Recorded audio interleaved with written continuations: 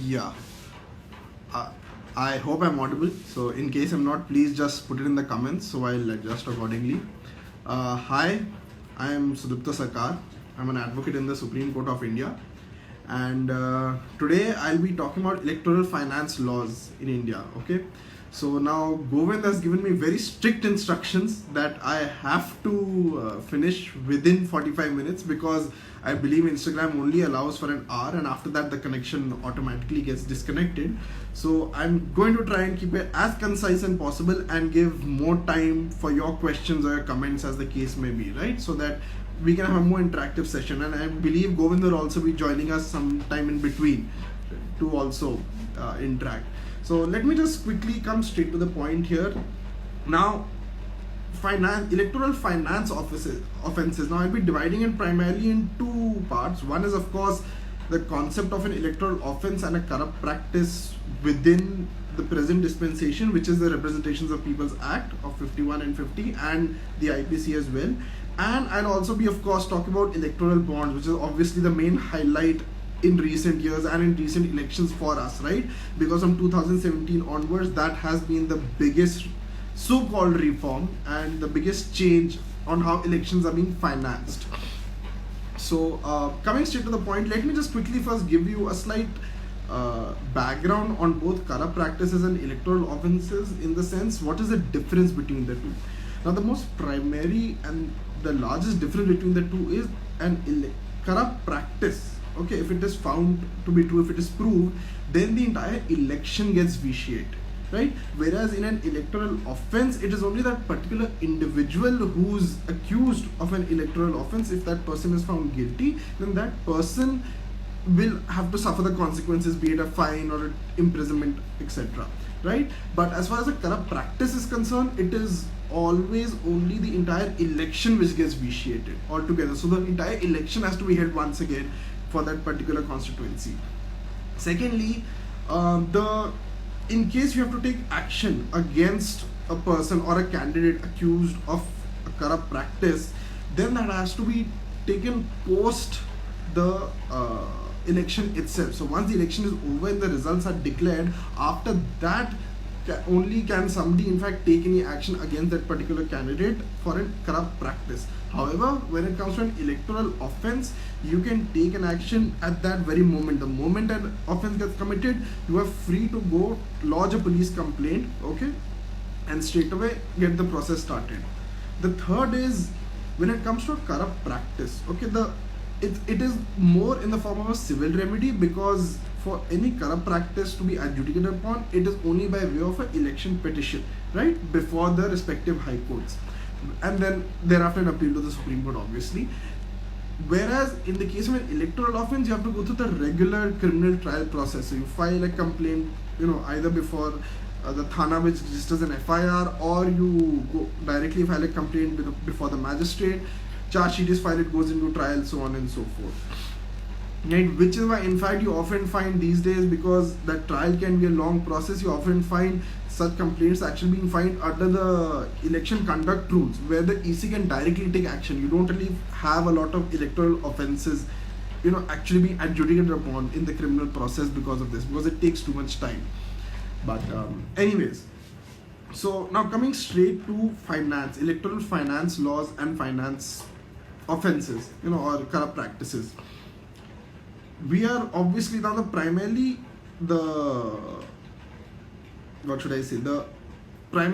corrupt practice related to finance is obviously either bribery, right, or it is the concept of election expenditure, right? Those are the two major ones, and we'll be focusing on that. There are also certain minor ones which, if you want, we can discuss, but for now I'm going to stick to these two major ones because they are without a doubt the most prominent. Right, now if you come to the first one, bribery, it is both a corrupt practice as well as an electoral offense. It's a corrupt practice under section 123 subsection 1 of the 1951 Act, Representation of People's Act 1951, and also under section 171B of the Indian Penal Code. Right, now the clear and the precise terminology which is required to prove this offense or even as a corrupt practice is that there has to be an inducement, right? Then inducement could be in the form of a gift, an offer, etc., either to a candidate.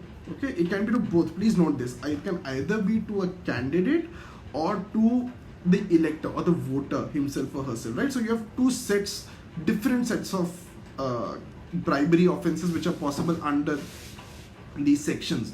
One is if, let's say, you induce your opponent candidate, right? When you tell them, okay, please leave, I don't want any competition against me, you please withdraw, you just don't contest so that I easily win. And the second is obviously the more direct inducement of giving the voter either money or more commonly alcohol as well, and telling them, please vote for me. Now, when it comes to the first part, what is very interesting is, and there's this case of Umaid versus Raj Singh. Okay, it's from 1975 Supreme Court. It's very interesting because there the Supreme Court noted that it is extremely important that the withdrawal of the candidature, right, in terms of this accusation that the bribe has been given or an inducement has been given and the candidate has accordingly withdrawn, that withdrawal of the candidature can only be connected with gratification paid up to the date of withdrawal. So technically, if, let's say, you enter into an agreement with an opponent of yours in an election that, look, you withdraw first and I will pay to you after, let's say, 2 days, whatever I want to give you, whatever inducement I want to give you, that is not an electoral offense or a corrupt practice. I know it seems surprising, and obviously therefore there's a big loophole in this entire provision and how one can even tackle bribery in the first place, but that's the case because that's how the offense as of today has been worded, and even under the 1951 Act, that's how corrupt practice, the terminology is very similar, right? Now similarly, if you turn to the voter side, now the most common, as we all know, is obviously either money or alcohol, right? The most common everywhere. I am personally not very sure if they actually work or not, right? Because this is from my personal experience. So I actually have had this experience with one of the office boys in my office who actually told me, and he candidly admitted post the election, that he received a bribe of alcohol from the BJP candidate, he received a bribe of money from the Congress candidate, and this is the Delhi election, just to clarify, the Delhi Assembly elections where AAP won 67 seats, and yet he voted for the Aam Aadmi Party because he wanted to vote for the Aam Aadmi Party. So he enjoyed both the inducements which were given to him, but he eventually did not vote for either of those candidates. So I am personally not sure exactly how effective it is in today's times, which might explain that though it does exist, right, bribery does continue to be an essential part of elections, but anecdotal evidence and depending upon the raids which people have been, these electoral officers and policemen have been conducting, the trend seems to be that there are now other ways of going about trying to induce candidates rather than pure simple bribery or these form of inducements, right? Which is why you're seeing a huge trend towards social media, right? It's not as if money is completely gone. Obviously, money is still very much present. Alcohol is also very much present. Every state election and every central election always results in raids, especially down south. Telangana and Andhra Pradesh are very common when it comes to active inducement and bribery in terms of alcohol or money. So it does happen. But the trend seems to be shifting because it appears even parties are now realizing, since they've now gotten into data analysis and understanding how to how to rework the mind of the voter. They seem to have understood that bribery or such inducements aren't working as effectively as at one point maybe they used to, right? Or maybe they never did, but at least they're now starting to realize that they don't work as effectively, right? So now the next one which I want to focus on is, of course, election expenditure exceeding the prescribed limit. And the reason I'm very keen to focus on this is because this offense, right, or corrupt practice, as the case may be, was directly responsible for the invocation of emergency in 1975 in our country, right? So I'll come to that straight away. In simple terms, you're not supposed to exceed the election expenditure as prescribed. Okay, now the prescription is under the Conduct of Election Rules of 1961, Rule 90. That as of today lays down that for a Lok Sabha election, the expenditure can be up to 70 lakhs. and for an assembly election it can be up to 28 lakhs. Now the reason this up to is there because it varies, right, from state to state. So for example, a state like UP, which is a large state which requires a lot of ground to cover for a individual candidate, the election expenditure is up to 70 lakhs, the highest limit. Whereas in some of the northeastern states, especially Meghalaya and Manipur and Mizoram, since they're relatively smaller states, right, therefore you find that the election expenditure is in fact much less even than 28 lakhs, because according to the election commission, and the election commission is the one which has pure discretionary power to decide what should be the election expenditure cap for a particular state or a particular election, right? And they're the ones who finally decide what should be the limit, and therefore accordingly you'll find often in smaller states the total expenditure amount allowed is much less, right, as compared to the larger states with a larger population. Now, the election expenditure exceeding under the 1951 Act is of course section 123 subsection 6. Okay, and now this is connected with section 77 of the 1951 Act as well, because section 77 prescribes that a political party and a candidate has to keep proper accounts of the election expenditure and has to accordingly submit it to the election commission or the electoral officer post the election itself, right? So therefore, you often have a situation where they obviously, I mean, it's very obvious how they tend to muddle up accounts, right? But keeping that aside, because that's something very obvious and it does happen, let us look at how the law itself has developed. And the most prominent issue or the most prominent controversy which came very early on when money started to make an active take an active part in elections is whether the election expenditure of a political party, right, would it be included within that of the election expenditure of a candidate? Because please note, the limit which is prescribed by the election commission under the conduct of election rules is for a particular candidate, not the political party, right? Because it's based on the individual constituency.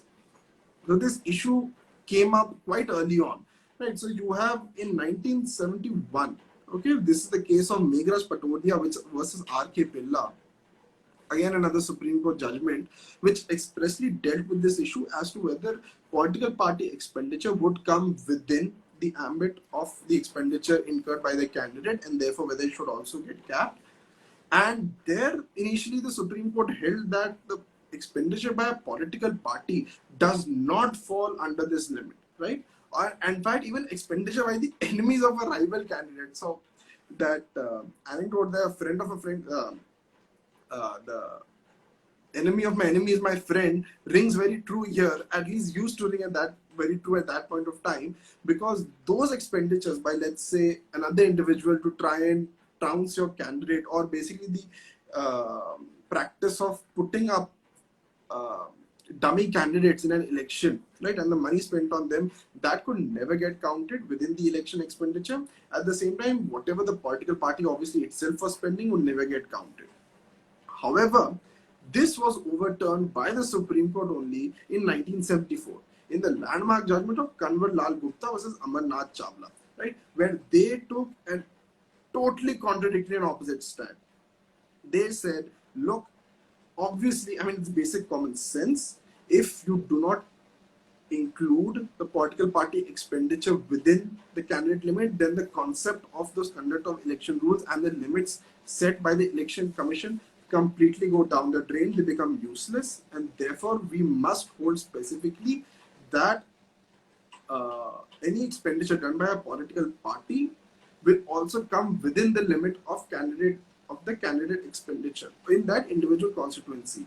Now, this immediately created a furor in Parliament, and therefore the government at that point of time, it was a Congress government, yes, the government at that point of time immediately passed an ordinance in 1974 itself. So the judgment was of 1974. I believe the judgment was of October 1974, and immediately thereof, in weeks, you had an ordinance being the Representation of People's Amendment Ordinance, and thereafter immediately the next month a bill of 1974 with the express aim of overturning that judgment of Kanwar Lal Gupta. Okay.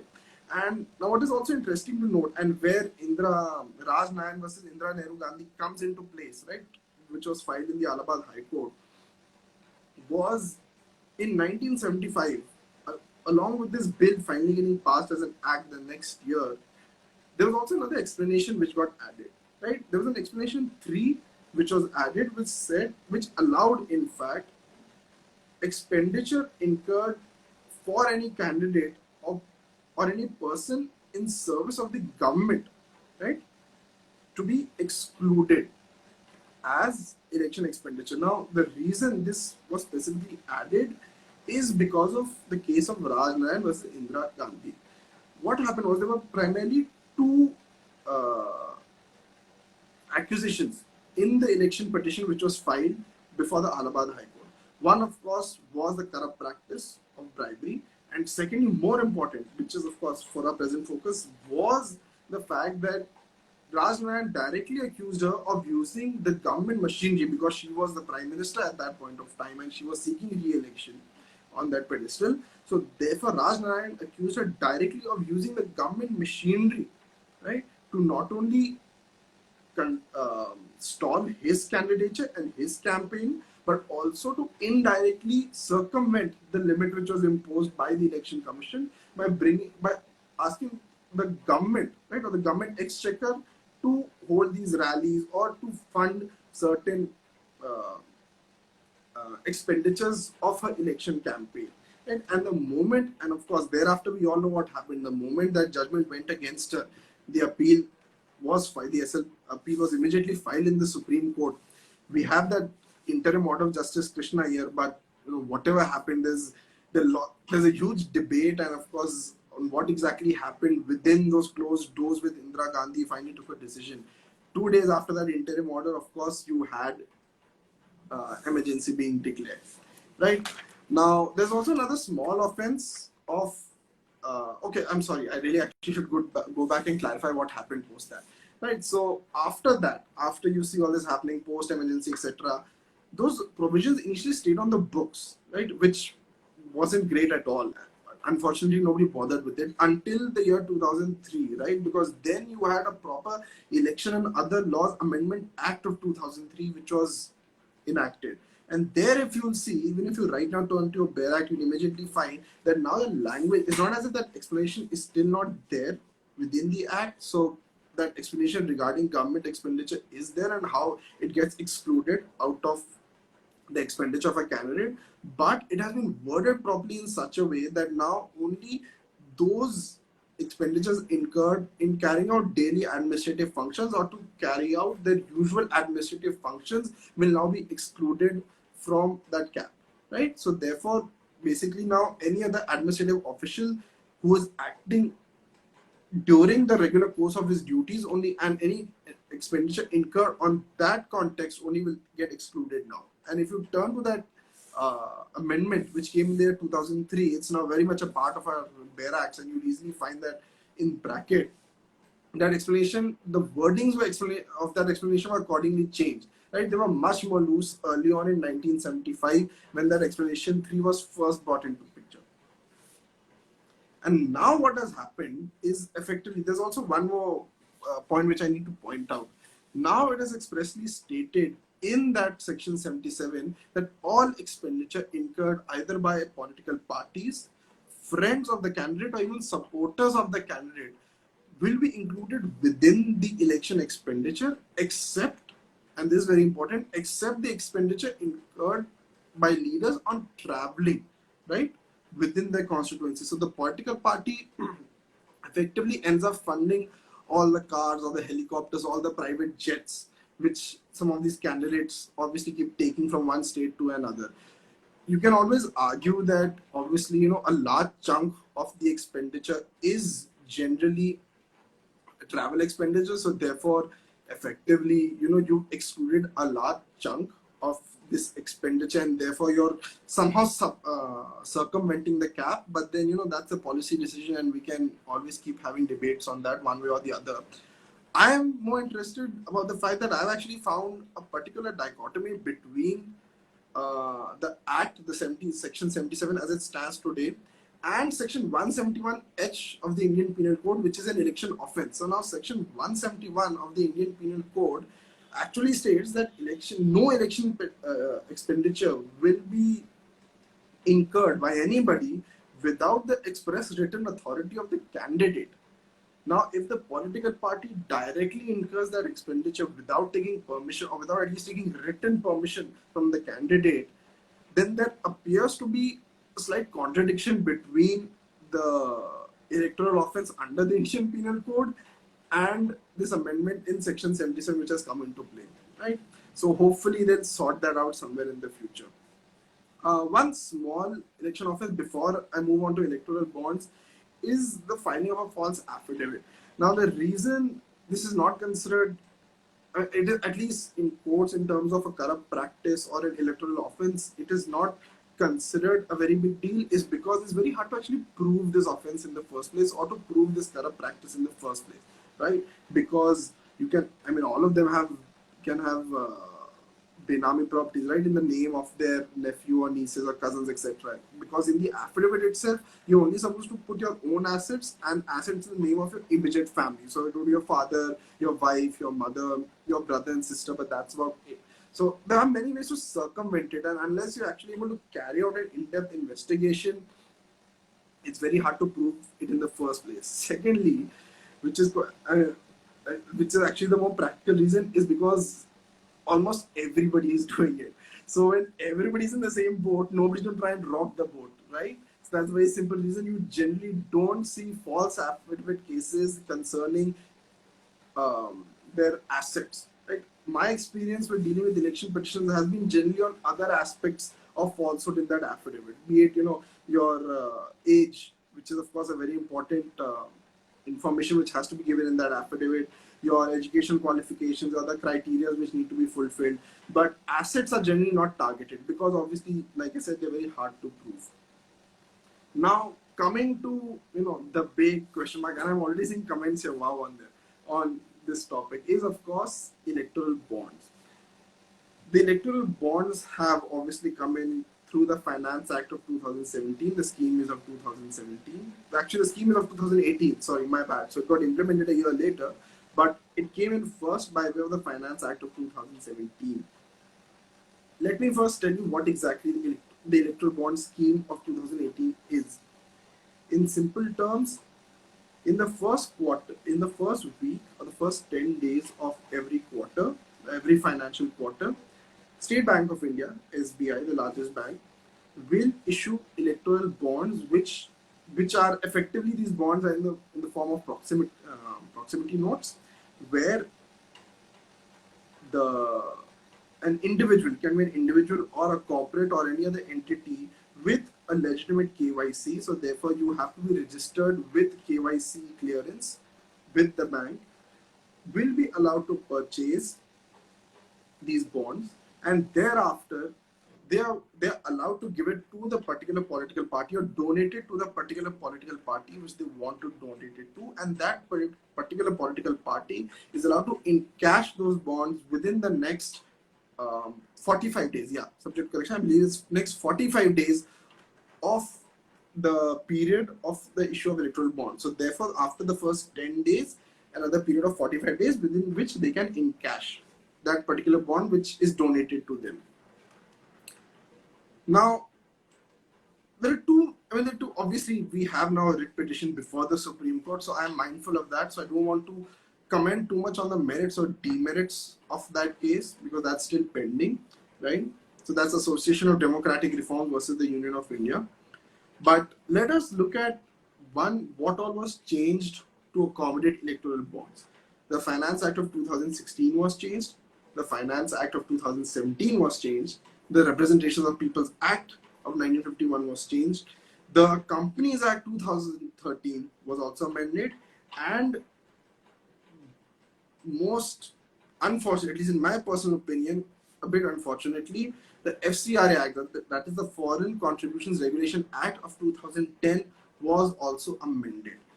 The upshot of all these amendments was that a corporate entity, firstly, there was no limit on that corporate entity to on how much money they can donate. So prior to these amendments under the Companies Act, they could only donate up to 6.75% of their average net profit of the last 3 years. That limit was completely wiped out. Secondly, they were under no obligation to disclose in their books of accounts the exact amount which was donated to a particular political party, right? Because they were only required to give an aggregate amount, and frankly, that also could be adjusted within the books either way. Because earlier, under the Companies Act, they had to give the specific amount itself. It had to be part of your audited books of accounts every year. Thirdly, with the amendment in the FCRA, what happened was it allowed. So essentially, what the FCRA amendment did, right? Because it came in, sorry, yeah. So the FCRA specifically, it amended the definition of a foreign company to include, to say, actually, I should correct my words, to say that any such donation by an entity which is within the foreign direct investment limit, or which has share capital within the foreign direct investment limit, for that particular entity, or what that particular entity claims to be when supposedly conducting its business, will not be considered as a foreign expenditure, and therefore will not be banned as a donation within that act, and also within the Finance Act and the Representation of People's Act of 1951. The consequence of that is any shell company, right, from abroad, be it Mauritius, Cayman Islands, etc., since all of them have only that minimal limited amount of share capital, and obviously the fact that you can form 50 such companies or 100 such companies whenever you wish to, will automatically result in a situation where a lot of that money can be routed without anybody knowing who has actually contributed that money in the first place, right? Because now foreign donations become totally opaque. Even domestic donations, when they are made by way of these electoral bonds, become completely opaque, because since the company is under no obligation, or whoever the donating person is, be it an individual or the corporate entity or any other entity for that matter, since they are under no obligation to actually disclose, one, how much they've donated, and secondly, who they've donated it to, it comes to a point where there is now complete lack of transparency in the system. Okay. And the second most important point, which I have found very interesting, is that almost 92% of the bonds which were purchased were in the tune of 1 crore or more. Okay, so the denominations are 1,000, 10,000, 1 lakh, or 10 lakhs, or 1 crore. And 92% of those bonds which have been purchased have been in the denomination of 1 crore and upwards, which obviously means that you have a lot of large money or large entity money which is purchasing these bonds and then donating them. Now, per se, that's not really a problem. In all fairness, a company, if it wishes to donate to any political party, is free to do so. What is worrying is that, one, there is no limit on how much they can give in the first place, and secondly, we have absolutely no idea who is giving what. The counter which was given, because obviously these objections were raised, the counter which was given at that point of time was that, look, every individual is entitled to keep their opinion on which party they would support or vote for secret, because obviously when you finally go and vote, it is by way of a secret ballot, right? However, when we look at the data, it's very obvious that this is large corporate money which is coming into play. Now, corporates don't vote, individuals vote. So therefore, whether even corporates should be required, to keep these disclosure, to not disclose who they're donating it to, or to not maintain the level of transparency which was there earlier, is something which definitely, I'm sure, will be looked into when the petition is finally adjudicated, right? Because the present position is the 12th April 2019 interim order of the Supreme Court in that petition, which said that every political party, right, will give a proper account of the electoral bond which they have received, the denomination of those electoral bonds and the electoral bond numbers, right? they'll all be given in a sealed envelope to the election commission, which is going to keep it in its custody till the final adjudication of the petition. So we'll see where that goes. But as of now, all that information about who got what is actually, being kept in a sealed cover. They say that the present dispensation has received 95% of all donations, but I need to add a caveat there that one, this has been submitted in a sealed envelope, so one really doesn't know what the actual data is, and secondly, there is no hard anecdotal evidence, right, or hard statistical evidence which you'll find. So people are, news media outlets obviously quoting data from somewhere, but I personally have not found this data in a proper authorized registry or a proper authorized domain, right? The reason that data related to the denominations of electoral bonds is very much out there is because it is in fact the government exchequer, right? Or the government printing machinery at Nasik, which actually prints those bonds, which is in fact, there is another issue that why is our individual taxpayers' money being used to print electoral bonds, which are effectively going to be used to fund political parties. So that's another side of that debate. Now, with that, I won't take too much of your time because I'm seeing a lot of questions here, and I've actually used up more than half my time already. So I'll get into that. But what I will say in conclusion is that electoral bonds aren't necessarily a bad thing, right? They can be good.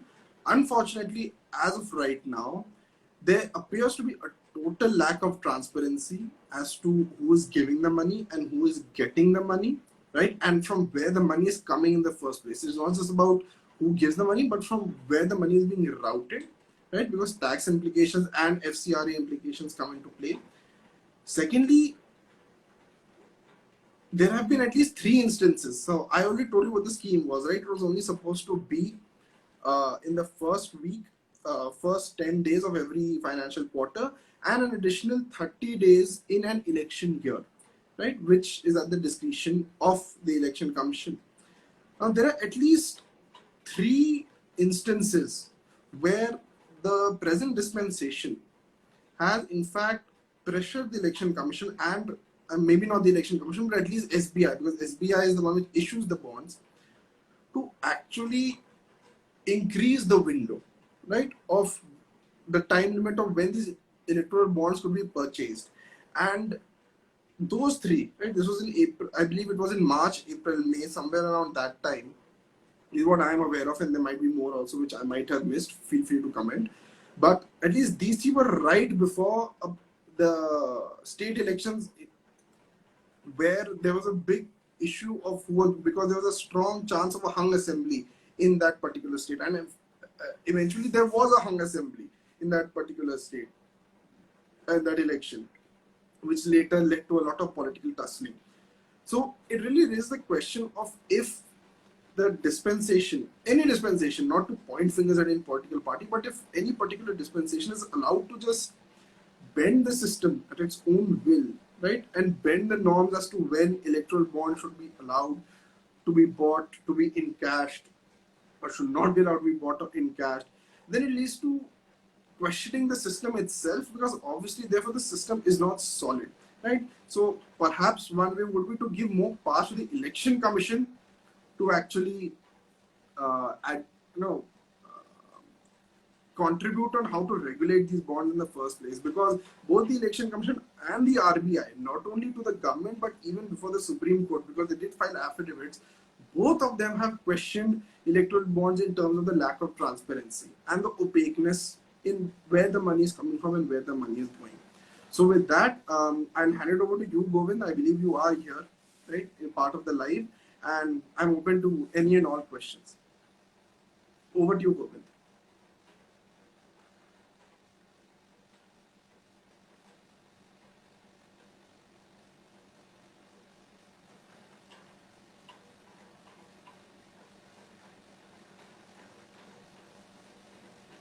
Okay, I'm not sure Govind is here.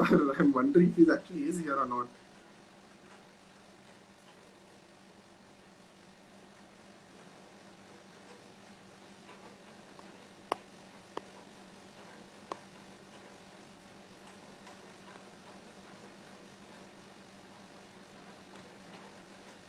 Okay, so since I don't know, Govind is currently not here. So what I'll try to do is try to see some of the questions if they are here in the comments,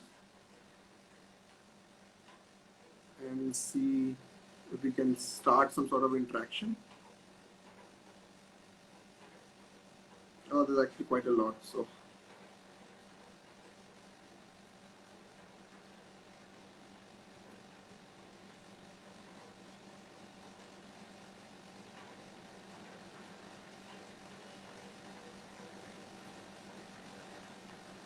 hmm.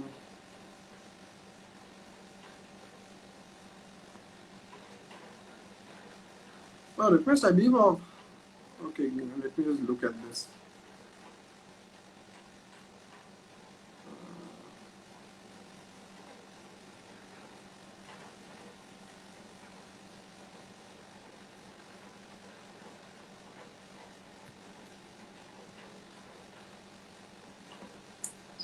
Hello.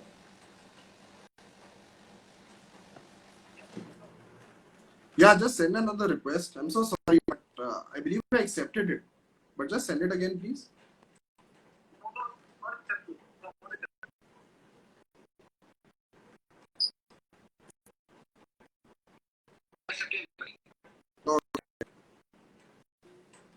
Okay, sorry about that, guys.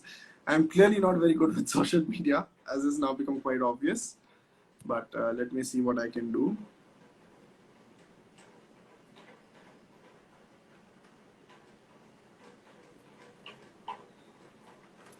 Yeah, I think I might have done this correct this time.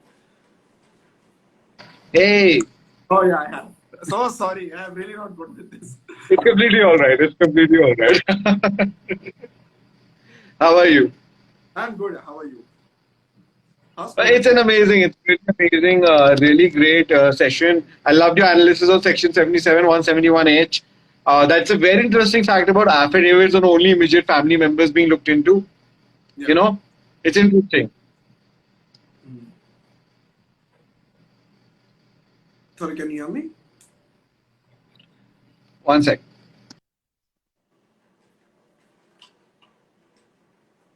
So I can't see you. Really? Okay. I think I am connected.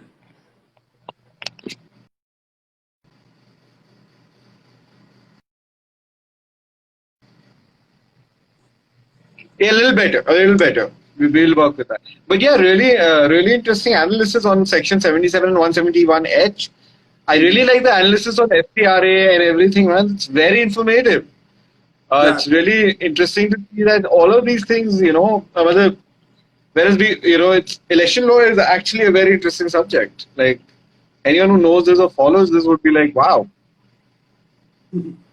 And I found it particularly interesting how, with electoral bonds, so much of it got amended. People don't actually realize. People think it's just some scheme which the government came out with, and SBI takes out these bonds, you just purchase it. But, and in fact, I'll tell you something very interesting. The government itself realized at the last minute that they needed to amend it, the RBI Act and the Representation of People's Act. So they didn't realize that they would have to actually get and consult the Election Commission and the RBI as well. Like at the last minute. Right? And that's also part of one of the issues with this entire scheme is because one, you reached out to them at the last minute. So they didn't really get time to respond. Even the response they did give was exactly saying that look, there's a lack of transparency, there's a lack of opaqueness, we need more time to look into this. We're not convinced this scheme as of now is a good addition to how we are financing, right? And they said the same thing in court. So it just shows that it's good in one sense, obviously, and it's always I can understand the desire which people have to try and do good things quickly, but they shouldn't be hurried in such a manner that it leads to more controversy and problems later, right? Because the KYC Yeah, is actually completely. so if anybody actually has access to the KYC data, you'll always find out who's done it. But right now, nobody apparently has any access to the data except the government itself. And that's nowhere because the government doesn't have to then reveal it, right? Completely. Whether it just widens the gap, like you said, it's interesting. It's very nice to know that. I had actually a kind of a question on like something. about not exactly economic offenses, but that we do have the election commission there, right? Yeah. One of the basic things is making a voters list. There is they have to make sure that the timing and scheduling of elections is good. They have to make sure that the repolling in every place, like we have areas like national areas and areas where repolling needs to take place because most of the times elections are captured, booths are captured, right? So any provision that would elucidate to us on how the election commission is kept fair and free, because see, So like eventually these people have to be appointed, right? yeah, obviously. So there are primarily two ways how the election commission itself is kept free and fair. One is the fact that the post of the chief election commission is at that of power of a Supreme Court judge. Okay, so it's at that level you get all the perks and salary equated to that of a Supreme Court judge, and the salary comes directly out of the Consolidated Fund of India. So the exact same rules will apply to a Supreme Court judge, whether salary can be raised but not be brought down, and the perks can be raised but not be brought down. Exactly applies to the CEC and the members of the Election Commission as well. Okay. The secondly, whenever the CEC has to be appointed or when an election commissioner has to be appointed, it is always with the consent of the opposition itself. Okay, so the committee which sits Okay. in consists of just like the CVC. Okay, because Central Vigilance Commission also has the Prime Minister, the leader of opposition, and I believe the Home Minister, subject to correction. Yeah, Wow, that's interesting. That's very yeah. interesting. That same concept applies to even appointing the an election commission as well. Okay. Secondly, and this is something which is within the ambit of the election commission, is that the conduct of election rules of 1961, right, under which the election commission actually forms all these electoral rules, the powers to form all those rules and adjudicate or administer the entire election, and even that power which the election commission gets to basically take over the entire administration of a district, right? Because they can issue commands directly to a police thana or even to paramilitary forces if they've been brought in, right? So that power is all under the 1961 conduct rules. Those rules over time have been amended because if you recall, I discussed how generally you don't see a lot of electoral offences being adjudicated in the trial court because obviously it's a long drawn process, right? So by that time, by the time it ends, the next election is on hand. So nobody even cares about what's happening previously. Whereas you'll notice that all these so-called electoral offences, they have over time been put into the conduct of rules of 1961, and therefore now the election commission is allowed to directly adjudicate and decide whether there's been there's been an offence or not. So, for example, if you recall during the assembly elections, I believe that it was the assembly elections, right? Where, or maybe it was the 2019 parliamentary elections, where there was an issue of hate speech in Delhi, right? Where they said certain BJP candidates were making certain hate speeches, and the election commission put a 48-hour ban on that particular individual from campaigning, saying that that is going to be a punishment. Now, in the case of filing a complaint and then moving on, it is a proper electoral offence, right? Hate speech comes in that ambit of both the corrupt practice as well as an electoral offence. But by the time we would actually go through that process, the election would be over and we'd be moving on to, let's say, the next big thing. So now what the election commission often does is that it immediately takes action by holding these proceedings, right? And often, by the way, these are closed door proceedings, right? Which is where you remember that controversy came in regarding the one of the election commissioners dissenting, right? So that is what actually came into play. But these are closed door proceedings, and they immediately will take action, which they not be able to. So today you see how the election commission is actually able to keep its independence and autonomy, and is able to take quick and decisive action. Because our times in the elections, things move at a very fast at the end of the day.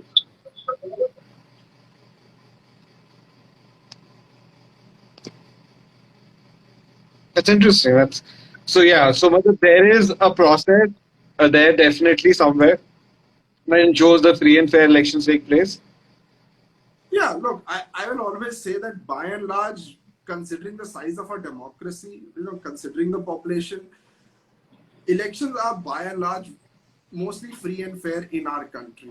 Obviously, you have incidents, you have repolling again taking place. That goes without saying. That is always going to happen, and that happens in every country, right? But considering the size of the work which the election commission has to do, I am sure very few countries will be able to pull it off effectively as well as as Yeah. effectively as our election commission ends up managing to do it, right?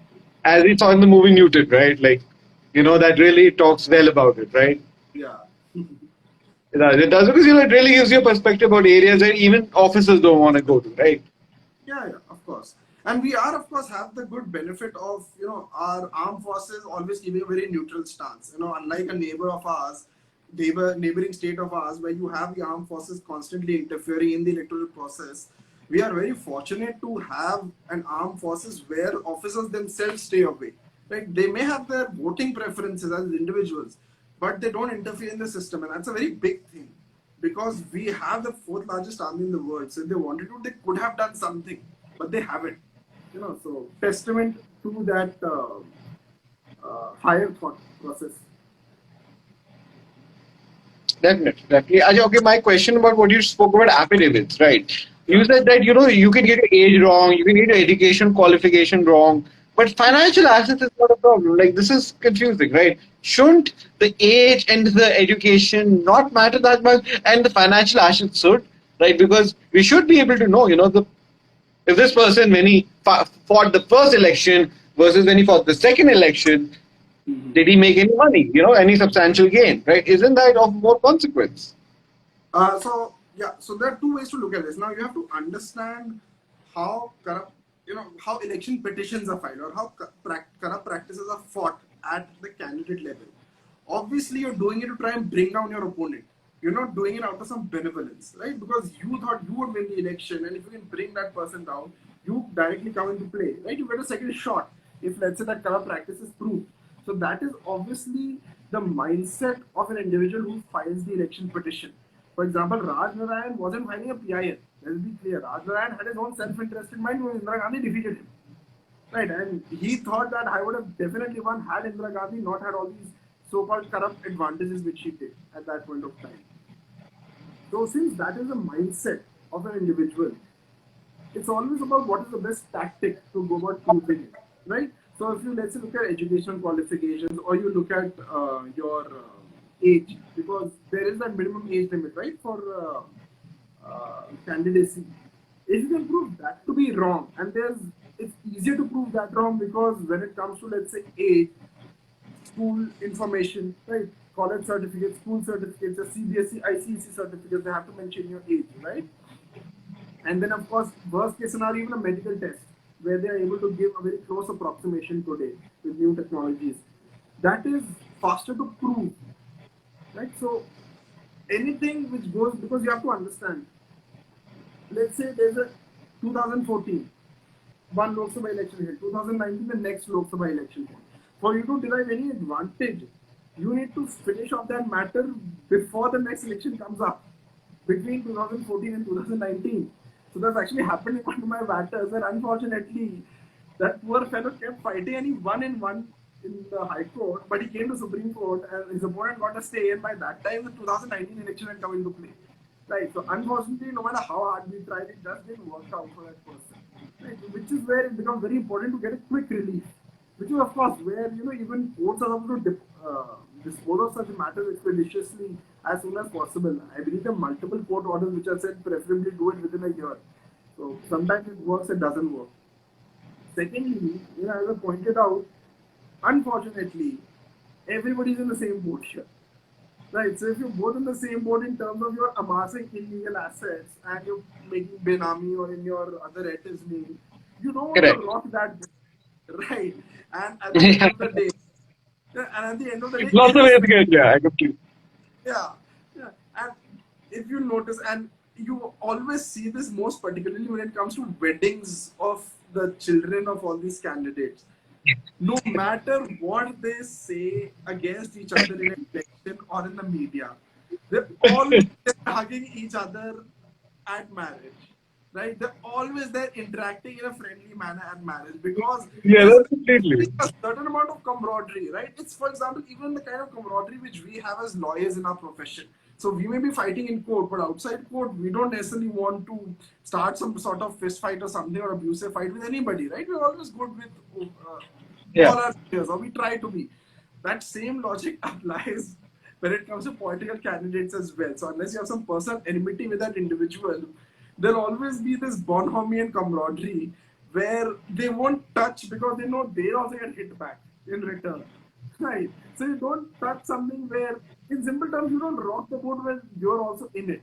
You rock the boat when you're not in it. Plain and simple. So I had this question over here.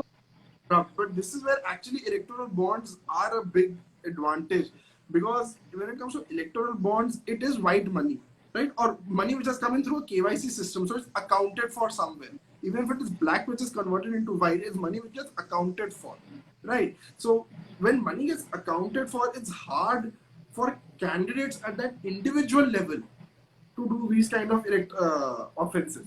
So it's hard for them to then start, filing false affidavits when it comes to the assets, or at least they don't feel the need to do it because that money is already coming through a so-called legitimate source.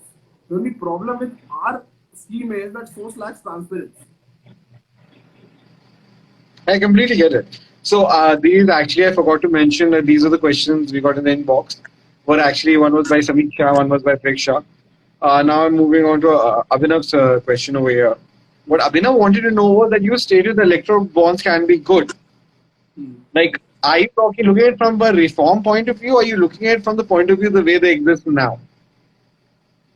From a pure reform point of view, because if you before electoral bonds came into play, you either had direct corporate donations, which fortunately, they had to put it in the books of accounts so you would get to know, or you had direct cash donations by individuals, right? Now, the biggest problem with that was it's very easy to show multiple donors under 2,000 rupees when it comes to cash, right? You just have to get names and say that, oh, these are donations. So you accumulated a large sum of money for which you had to give no accounting whatsoever. Okay, so maybe I should just rewind a bit and clarify the law. The law, as of now, as it stands, is before electoral bonds came into play, is that if it's a donation below 2,000 rupees, you don't even have to give any account of who has given the donation at all, which individual.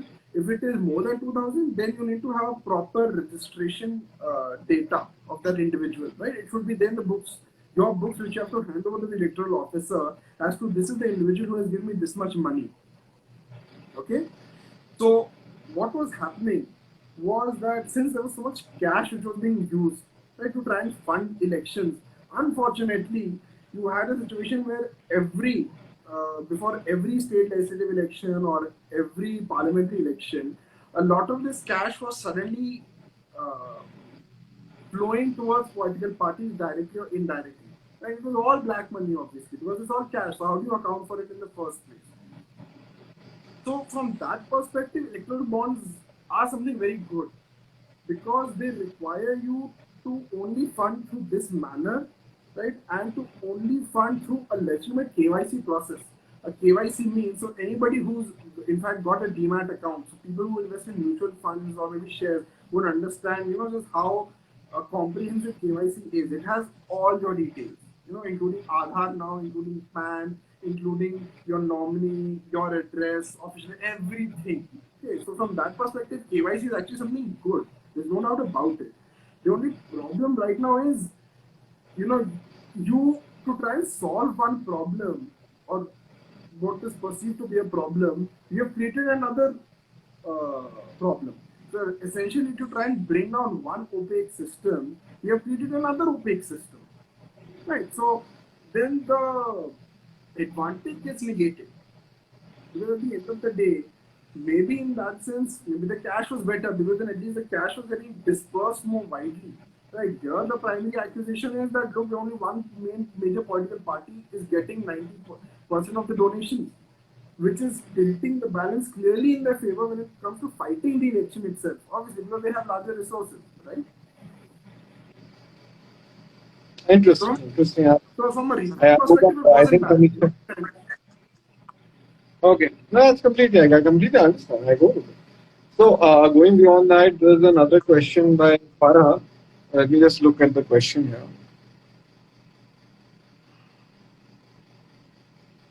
Okay, she's talking about the transportation part.